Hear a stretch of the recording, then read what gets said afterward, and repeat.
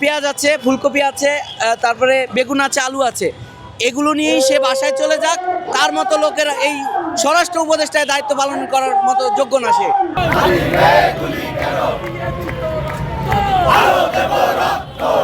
আমাদের বিপ্লবের অগ্রসৈনিক যেই ওসমান হাদি ভাই যেদিন গুলিবিদ্ধ হয়, ঠিক সেই সময় আমাদের স্বরাষ্ট্র উপদেষ্টাকে প্রশ্ন করা হয়েছিল যে দেশে তো এখনও অবৈধ অস্ত্র, এগুলো কেন উদ্ধার হচ্ছে না।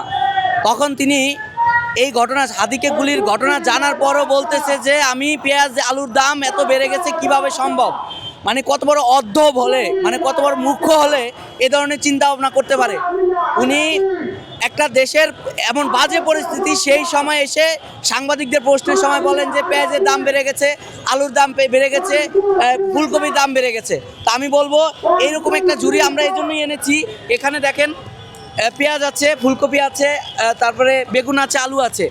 এগুলো নিয়েই সে বাসায় চলে যাক। তার মতো লোকের এই স্বরাষ্ট্র উপদেষ্টায় দায়িত্ব পালন করার মতো যোগ্য না সে। আমরা তাকে আর চাই না।